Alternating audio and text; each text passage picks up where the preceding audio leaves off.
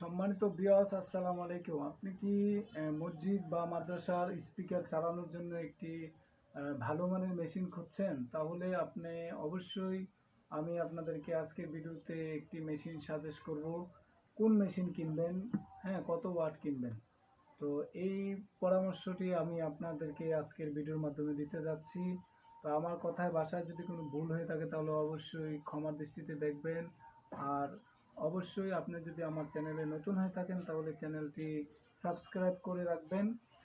আর আপনার কোনো বিষয় যদি জানার থাকে তাহলে আমাকে কমেন্ট করবেন, আমি চেষ্টা করব কমেন্টের মাধ্যমে আপনার সেই প্রশ্নের জবাব বা কমেন্টের জবাব দেওয়ার জন্য। তো দেখেন, আমরা কিন্তু অনেকেই আউজা মেশিন খুঁজি, শুরুতে আউজা মেশিন খুঁজি। আর আউজা মেশিন খোঁজার ক্ষেত্রে সাবধান থাকবেন। এই যে আউজা মেশিন আপনারা খুঁজছেন সেই আউজা মেশিনটি কেনার ক্ষেত্রে অবশ্যই সাবধান থাকবেন। আর এই সাবধানতাটি আপনার এই জন্য বলতেছি, আউজা মেশিন কিন্তু এখন বর্তমান বাজারে অ্যাভেলেবেল নেই, বর্তমানে নেই, হ্যাঁ। পরবর্তীতে হয়তো 1 মাস 2 মাস 6 মাস পরে আপনার এটা অ্যাভেলেবেল থাকতে পারে, হ্যাঁ। এখন কিন্তু বর্তমানে বাংলাদেশে আউজার অরিজিনাল প্রোডাক্ট খুবই কম। তো আমি আপনাদেরকে যে বিষয়টি নিয়ে আজকে আলোচনা করতেছি সেই বিষয়টি হচ্ছে, আপনারা যখন একটি মেশিন কিনবেন তখন আপনারা অবশ্যই দেখবেন আপনারা কয়টা স্পিকার চালাবেন এবং কত পরিমাণ লোড আপনারা এটাতে ব্যবহার করবেন। সেই লোডের উপরে ভিত্তি করে আপনারা একটি মেশিন কিনবেন। তো আমি এখানে আমার হাতে দেখতেছেন যে আউজা কোম্পানির এসএসবি 60 FX মেশিনটি রয়েছে। আর এই এসএসবি 60 ওয়াটের মেশিনটির মধ্যে আপনারা কি পরিমাণ লোড দিতে পারবেন আমি সেই বিষয়ে আজকে আলোচনা করব। দেখেন, যদি আপনারা স্পিকার চালান তাহলে স্পিকার চালালে এটাতে আপনারা 4 থেকে 5টা স্পিকার আপনারা ব্যবহার করতে পারবেন। যদি মসজিদে বা ছোট রুমে বা ছোটোখাটো কোনো রুমের ভিতরে ব্যবহার করেন তাহলে সেক্ষেত্রে 4 থেকে 5টা স্পিকার আপনারা ব্যবহার করতে পারবেন। আর যদি মাইক চালান তাহলে কিভাবে বা কত লোড দিতে পারবেন। যদি আপনারা মাইক চালান অর্থাৎ হরেন, যদি হরেন চালান তাহলে এই মেশিনটা দিয়ে আপনারা 2টা মাইক অনায়াসে চালাতে পারবেন সুন্দরভাবে, 2টা মাইক অনায়াসে চালাতে পারবেন। আর যদি বোল্ট ইউনিট ব্যবহার করেন তাহলে সেক্ষেত্রে আপনারা 2টা মাইক চালাতে পারবেন এবং কি 3টা মাইকও চালাতে পারবেন। 3টা মাইকের ক্ষেত্রে আপনাদের অবশ্যই টুনিং করে ওয়াটটা মিলিয়ে এই মেশিনের সাথে মিলিয়ে দিতে হবে, হ্যাঁ। আর এটা আপনারা কিভাবে কি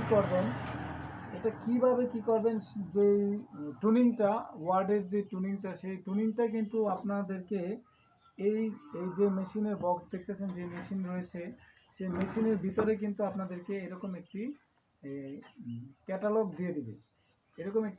দিয়ে দিবে, এই ক্যাটালগের মধ্যে আপনাদের সম্পূর্ণ ডিটেলস থাকবে আপনারা কিভাবে এটাকে টুনিং করবেন। দেখেন, এখানে ভিতরে কিন্তু সেই টুনিংয়ের যে গুলো রয়েছে সেই সব কিছু দিয়েছে। আমি এত ক্যামেরার জন্য দেখাতে পারতেছি না। আর এটা এই যে দেখেন, এখানে কিন্তু মোটামুটি সব দিয়েছে। এই যে দেখেন,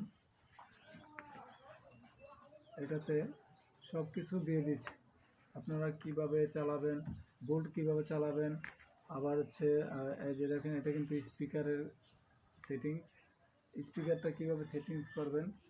স্পিকার সেটিংস করার ক্ষেত্রেও আপনাকে এখানে সেটিংস দিয়েছে, সেই সেটিংস দেখে আপনি কিন্তু স্পিকারটা ব্যবহার করতে পারবেন।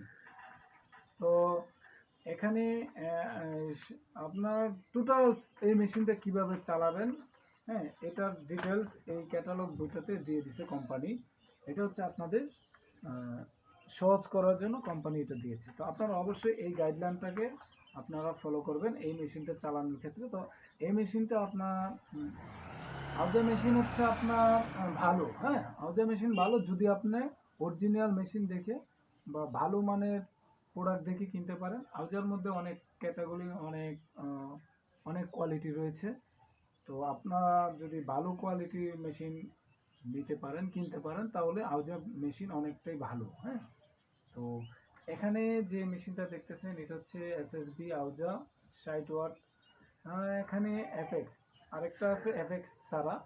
এফএক্স বলতে বোঝানো হয়েছে আপনার যে এফএক্স হচ্ছে আপনার যে মিক্সারের যে কাজটা হয় ইকু ডিলে, ওই এফেক্ট, ওই এফেক্টটা দিয়েই আপনারা মিক্সার করানো হয় আর কি। ইকু যেটা বলা হয় ইকু ব্যবহার করা হয়েছে। হ্যাঁ, এফএক্স দিয়ে বোঝানো হয়েছে ইকু মেশিন, অর্থাৎ এটাতে ইকু সহ রয়েছে।